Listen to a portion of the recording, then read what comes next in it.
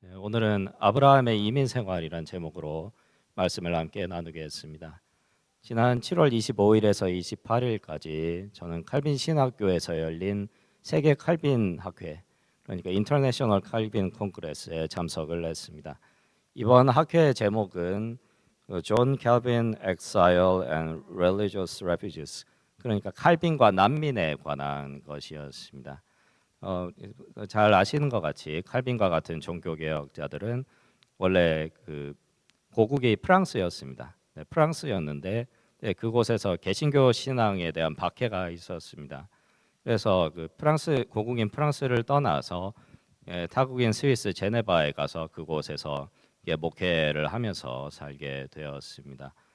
칼빈이 타국에서 신앙 생활을 하면서 사는 가운데 특별히 하나님의 예정과 또 섭리에 깊은 그 위로를 받았다고 합니다. 이번 학회에서 그 학자들의 발표를 들으면서 특별히 이 그 칼빈이 창세기 주석에서 이 오늘 말씀의 아브라함의 일화를 해석하면서 아브라함을 신자의 이민 생활의 가장 좋은 예로 들고 있는 것을 발견했습니다. 우리가 그 기간이 얼마나 될지는 모르겠지만 또 이곳 미국에 와서 살고 있습니다. 또 저같이 미국에 온 지 비교적 얼마 안 되는 분들도 있고 또 이렇게 짬밥이 얼마 안 되는 거죠. 근데 여러분들 같이 이곳에서 오랜 기간 동안 살고 계신 분들도 있습니다. 그래서 제가 뭐 여러분들 앞에서 뭐 할아버지 같은 분들 앞에서 뭐 이민 생활에 대해서 논할 수 있을지 모르겠지만 뭐 이곳 그 그랜드 레피즈 한인교회에서 사역하면서 이제 이민 목회를 배워보고 또 여기 이민 와서 살고 계신 분들과 이게 함께 이제 하려고 나름 노력을 했습니다. 우리가 이 기간이 얼마나 될지는 모르겠지만 이곳에서 살면서 우리의 이민 생활이 하나님 앞에 합당한 생활이 되어야 하겠습니다. 오늘은 창세기 12장 아브라함에 관한 말씀을 통해서 우리 크리스찬의 이민 생활 가운데 주시는 하나님의 은혜를 함께 나누도록 하겠습니다.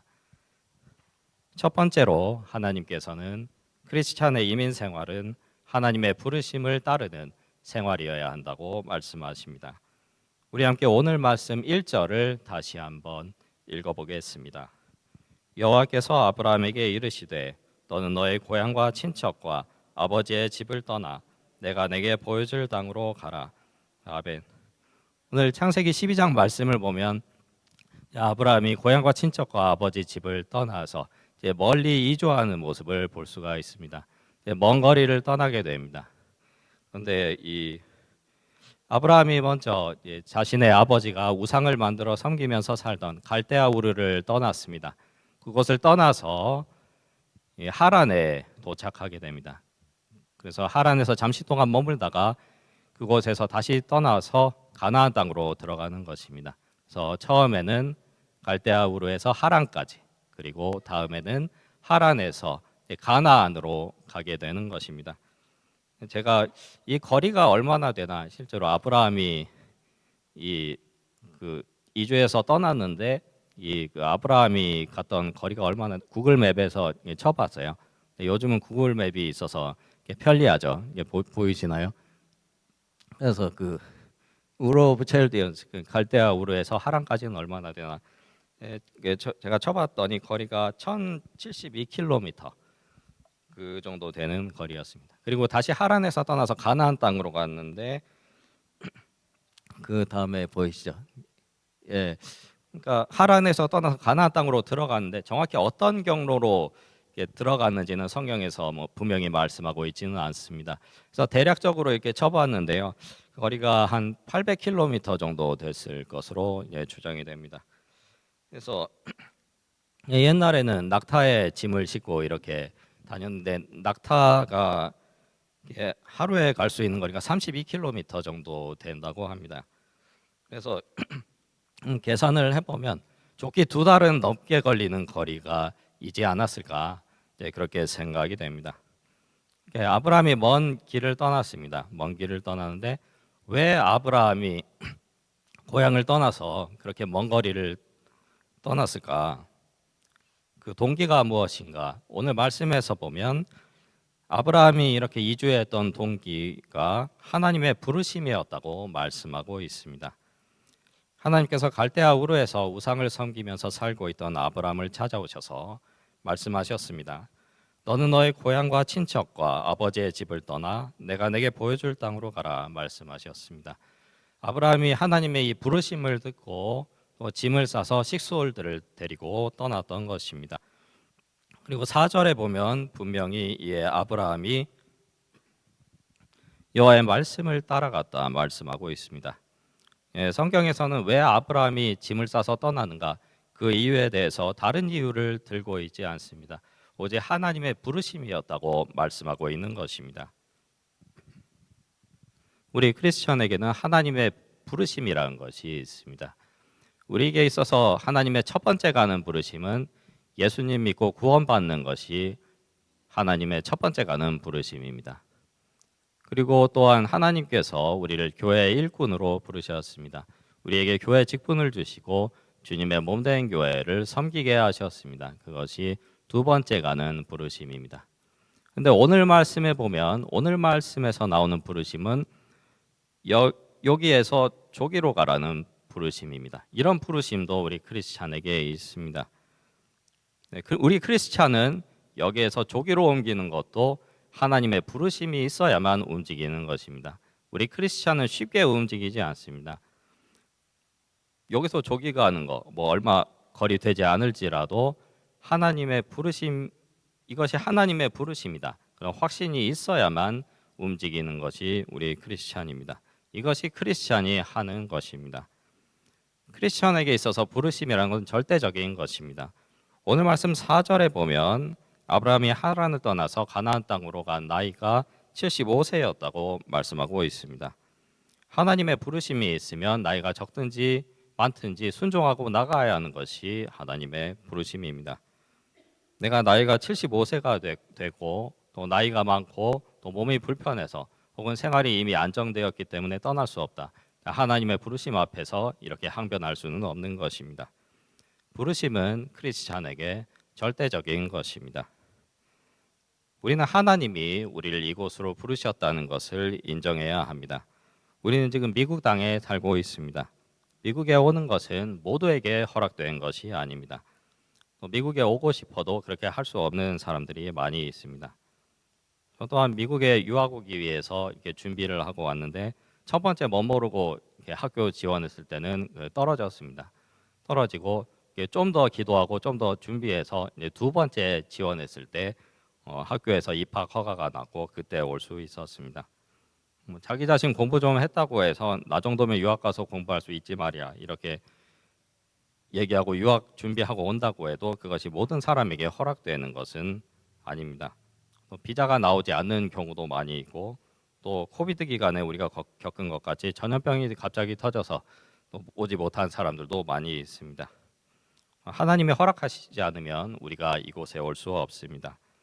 우리가 여기 살고 있는 것은 하나님의 부르심이라는 것을 인정해야 합니다.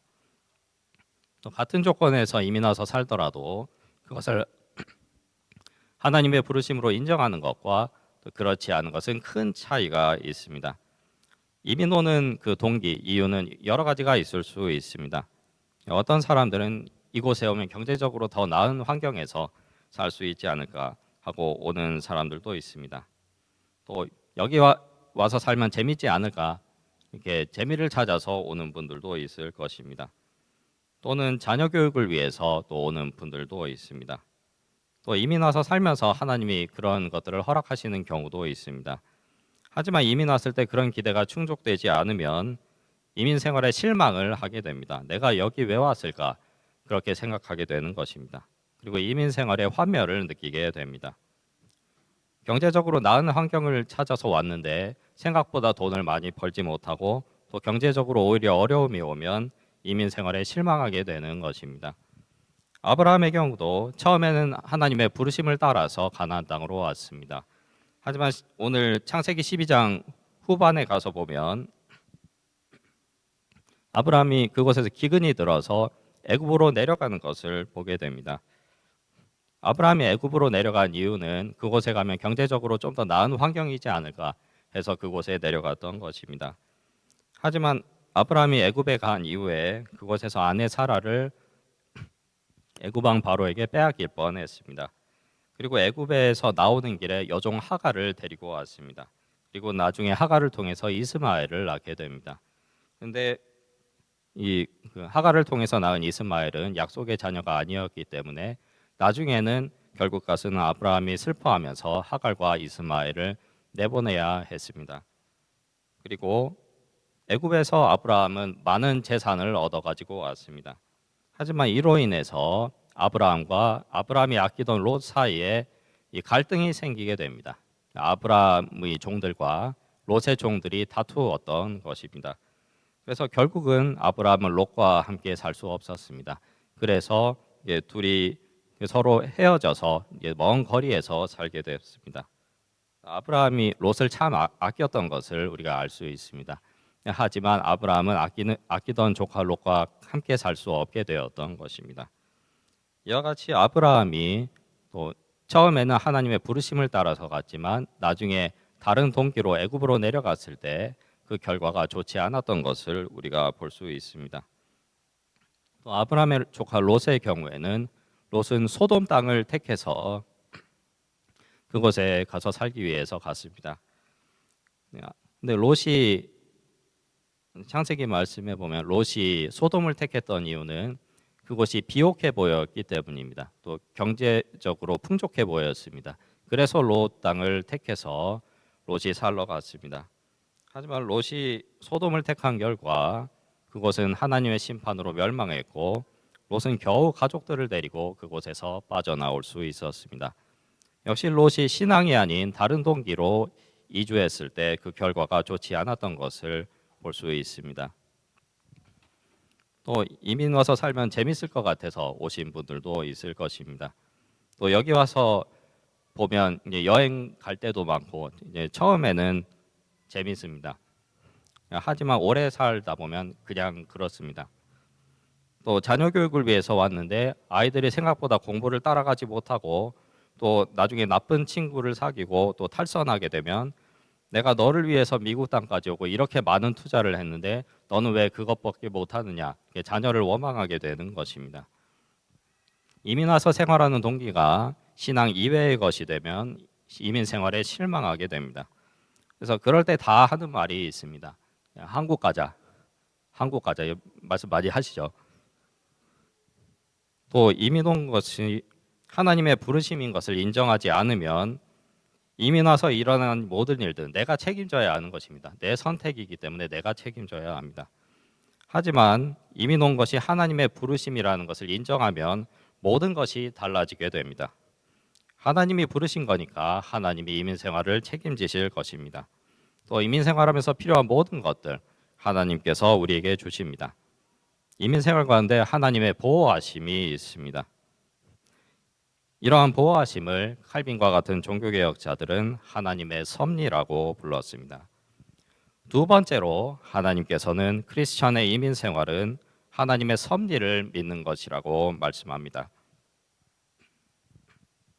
우리 함께 오늘 말씀 3절을 다시 한번 읽어보겠습니다. 너를 축복하는 자에게는 내가 복을 내리고 너를 저주하는 자에게는 내가 저주하리니 땅의 모든 족속이 너로 말미암아 복을 얻을 것이라 하신지라. 아멘. 3절에 보면 하나님께서 아브라함을 가나안으로 보내시면서 약속하신 것이 있습니다. 그것은 너를 축복하는 자에게는 내가 복을 내리고 너를 저주하는 자에게는 내가 저주하겠다는 것입니다. 아브라함이 고향과 친척과 아버지의 집을 떠나서 낯선 곳으로 가면서 아브라함은 많은 두려움이 있었습니다. 낯선 곳에 가는데 그곳 사람들이 나를 해하지 않을까 이러한 두려움이 있었던 것입니다. 또 실제로 아브라함이 기근으로 인해서 애굽으로 내려갔을 때 그곳 사람들을 두려워했습니다. 그래서 자기 아내 사라를 자기 누이라고 속이기도 했습니다. 이와 같이 당시에 하나님 섬기지 않는 다른 지역으로 가면 거기는 위험했던 것을 우리가 알 수 있습니다. 이렇게 두려워하는 아브라함에게 하나님께서는 너를 축복하는 자에게는 내가 복을 내리고 너를 저주하는 자에게는 내가 저주하리라 말씀하셨습니다. 예, 아브라함이 낯선 곳에 가서 두려워했습니다. 하나님께서는 그곳 사람들이 너에게 잘 대해주고 너희 친구가 되면 나도 그들에게 잘 해주겠다. 하지만 그곳 사람들이 너를 대적하고 너를 해하려고 하면 하나님께서 친히 그들의 적이 되셔서 그들에게 갚아주시겠다고 말씀하시는 것입니다. 이민 생활 가운데 이러한 하나님의 부르심을 따라서 가는 사람들에게는 이와 같이 하나님의 보호하심이 있습니다. 이와 같은 하나님의 보호하심을 믿고 우리가 이곳 타국에서도 살아가는 것입니다. 이와 같이 하나님의 보호하심을 믿는 것이 이 섭리신앙의 일부분입니다.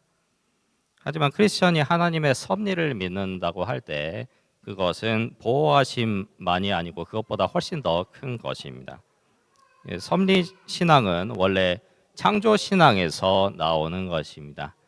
하나님께서는 세상을 창조하셨습니다. 세상에 있는 모든 것이 하나님께서 만드신 것입니다.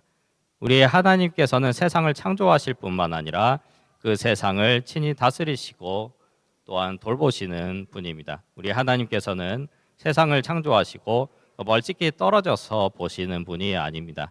하나님께서 친히 세상에 개입하시고 자신이 창조한 모든 동식물과 사람들을 다 돌보시는 것입니다. 이와 같은 하나님의 보호하심, 다스리심과 돌보심 아래에서 우리가 사는 것입니다. 이것이 섭리신앙입니다. 또 그 가운데서도 예수님 믿고 하나님의 자녀가 된 우리에게는 하나님의 더 큰 보호하심이 미치는 것입니다. 칼빈이 창세기 주석에서 이민 생활의 좋은 예로 들고 있는 것은 아브라함입니다. 근데 칼빈이 또한 이민 생활의 나쁜 예로 들고 있는 사람이 있습니다. 그것이 누군가 하면 바로 가인입니다. 창세기에 보면 가인은 동생 아벨을 쳐 죽이고 또 하나님께 저주를 받아서 온 땅을 유리하면서 또 저주받아서 이게 유리하는 생활을 하게 되었습니다. 가인이 살인죄를 저지르고 나서 타국을 떠도는 생활을 했습니다. 근데 가인이 하나님께 이렇게 기도하면서 하소연을 하는 것입니다. 물은 나를 만나는 자마다 나를 죽이겠나이다. 그러자 하나님은 가인의 말을 들으시고 가인을 죽이는 자는 벌을 7배나 받을 것이라고 말씀하셨습니다. 또 가인에게 표를 주셔서 가인이 만나는 모든 사람에게서 죽임을 명쾌하셨습니다. 이렇게 살인죄를 저지르고 떠도는 가인에게도 하나님의 보호하심이 있었습니다. 그런데 하물며 예수 그리스도를 믿고 하나님의 자녀가 된 우리에게는 더 큰 하나님의 보호하심이 미친다는 것을 우리가 알 수 있습니다. 그것을 우리가 하나님께 기대할 수 있는 것입니다. 우리를 다스리시고 돌보시고 또 우리의 모든 필요를 채우시는 하나님의 섭리를 믿습니다. 하나님의 섭리는 우리가 고국인 한국을 떠나서 이곳에서 타국 생활을 하는 가운데도 우리에게 미치는 것입니다. 우리가 이곳에서 생활하는 가운데도 하나님이 우리를 돌보십니다. 하나님이 우리의 모든 필요를 채우십니다. 우리를 먹이시고 입히십니다. 하나님이 보호하심이 우리 가운데에 있습니다. 또 전염병이 있고 LA에는 지진이 있습니다. 미국 중부에는 토네이도가 있습니다. 저희가 살고 있는 미시간에는 폭설이 내려서 또 어렵기도 합니다. 하지만 하나님의 돌보심과 보호하심, 하나님의 섭리를 믿고 우리가 이곳에서 살아가는 것입니다. 이와 같은 하나님의 섭리가 있는데 왜 우리가 생활하는 가운데 어려운 일들이 생기는가 하고 반문할 수도 있을 것입니다. 저도 이곳에서 2년 동안 생활하는 가운데도 많은 일들을 겪었습니다. 이곳에 와서 첫 임신을 했는데 그 아이가 유산이 되고 말았습니다. 또 교통사고가 2번 나가지고 두 번째는 교통사고가 크게 나서 차를 폐차해야 했습니다. 또 나 자신 공부 잘 하니까 여기 와서 박사 빨리 들어갈 수 있지 않을까. 그리고 여기 오자마자 박사를 지원했는데 박사를 떨어졌습니다. 그리고 1년 더 준비해서 이제는 준비를 많이 했으니까 박사 과정에 들어갈 수 있겠지 했는데 그때도 떨어지고 말았습니다. 그래서 3, 4개월 동안 또 더 기도하고 또 하나님의 뜻을 구하는 시간을 가진 이후에 이번에 박사가 돼서 또 멀리 가게 됐습니다. 마치 하나님의 섭리라는 것이 있는데 왜 우리 생활 가운데 이런 어려운 일들이 있을까 반문할 수도 있을 것입니다. 하지만 우리가 하나님의 섭리를 믿는 것은 이런 어려운 일들 가운데 큰 위로가 되는 것입니다. 하나님의 섭리라는 것이 있고 하나님이 온 세상을 다스리신다면 우리에게 있는 어려운 일들 하나님께서 도로 백해서 언제든지 가져가실 수 있는 분입니다. 하나님께는 그런 능력이 있습니다. 하나님은 그런 능력이 있으신 분입니다. 또 하나님은 우리에게 유익하지 않은 것은 우리에게 허락하시지 않는 분입니다. 하나님께서는 우리의 신앙을 위해서 좋은 것만 우리에게 허락하십니다. 섭리신앙은 그것을 믿는 것입니다. 이번 학교에서 발표를 듣는 가운데 칼빈의 제자 베자라는 사람의 일화를 듣게 되었습니다. 베자는 칼빈과 같이 종교개혁자 중에 한 사람입니다. 이 베자는 고국이 역시 프랑스였습니다. 프랑스였는데 개신교 신앙에 대한 핍박이 있은 다음에 역시 그 칼빈을 따라서 제네바로 가서 그곳에서 목회를 하면서 생활을 했다고 합니다.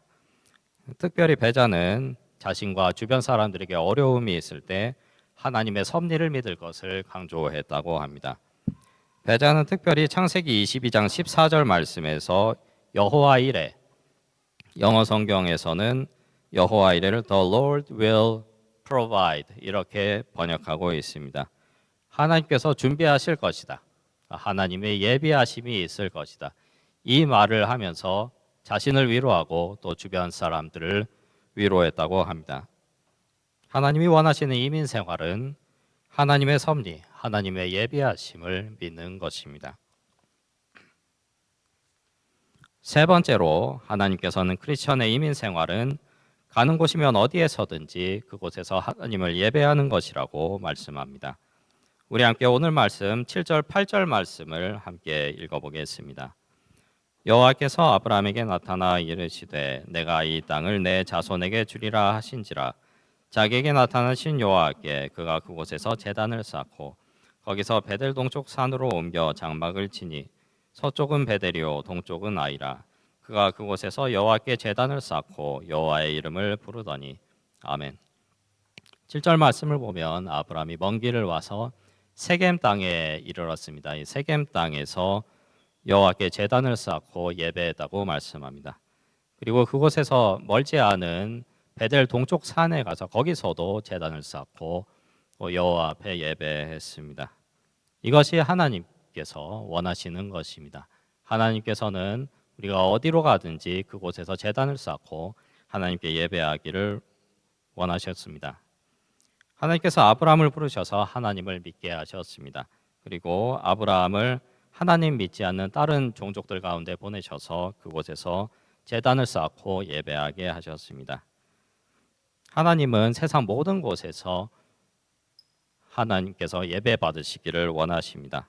우리가 먼 곳에 가서 복음 전하는 것도 그곳에도 하나님을 예배하는 사람이 있게 하기 위한 것입니다. 오늘 말씀 5절을 보면 아브라함이 가나안 땅에 갔을 때 아내 사라와 조카 롯 그리고 하란에서 얻은 사람들을 이끌고 갔다고 말씀합니다. 아브라함이 이 세겜에서 드렸던 예배와 또 베델 동쪽 산에서 드렸던 예배는 아브라함의 가족 중심의 그런 예배였던 것으로 보입니다. 하나님께서는 이런 예배를 기뻐하시고 받으셨습니다. 그러니까 이것을 보면 하나님께서 가정 예배를 중요하게 여기시고 받으신다는 것을 알 수 있습니다. 우리 자신 가정 예배를 잘 하고 있는지 돌아보고 또 가정 예배를 회복해 나가는 것이 중요하겠습니다. 저는 목사이지만 옛날에 청년 때는 예배에 대한 그런 마음이 없었던 것 같습니다. 저 자신 성격도 내성적이고 사람 많은 데 가는 걸 그렇게 좋아하지 않았거든요. 그래서 이렇게 사람들 많이 모여서 함께 예배하고 그런 걸 조금 불편하게 여겼던 것 같습니다. 한 번은 가족들하고 주일에 예배를 갔는데 거기서 잠이 들었습니다. 잠이 들었. 옛날에는 예배 통해서 많이 은혜 못 받고 또 잠도 많이 자고 그랬거든요. 그래서 잠을 잤는데 나오는 길에 옆에 계신 아버지께서 너 오늘 헌금 낸 거 숙박비라고 그러시는 거예요. 그러니까 헌금 내고 잤으니까 그 헌금 아니고 숙박비라는 거예요. 옛날에는 그 예배에 대한 그런 마음이 없었던 것 같습니다. 하지만 제가 신학 공부를 하고 또 유학 와서 신학 공부를 계속하는 가운데 신학 공부를 하면 할수록 예배가 중요한 것을 알겠습니다. 우리가 주기도문으로 기도할 때 이름이 거룩히 여김을 받으시오며 이렇게 기도합니다. 하나님의 이름이 거룩히 여김을 받으시라고 기도하는 것은 하나님의 이름이 높임 받기를 원하는 것입니다. 언제 하나님의 이름이 높임을 받는가? 우리가 하나님께 예배 드릴 때 하나님의 이름이 높임을 받는 것입니다. 그래서 예배가 중요한 것입니다.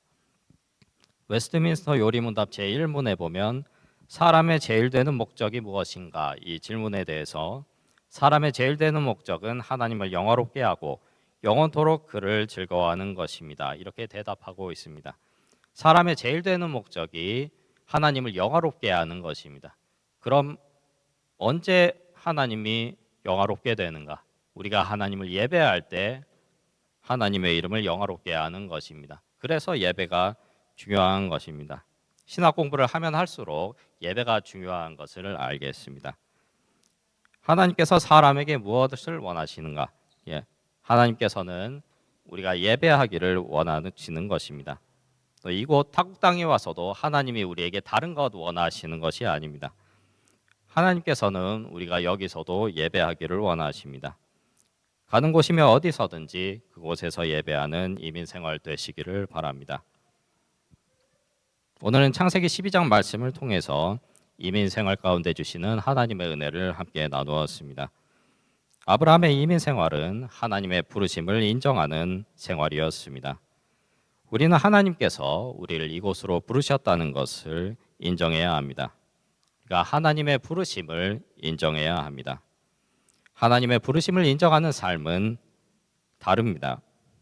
우리가 하나님의 부르심을 인정할 때 타국 생활 가운데서도 하나님의 보호하심과 예비하심이 우리 삶 가운데 미치는 것입니다.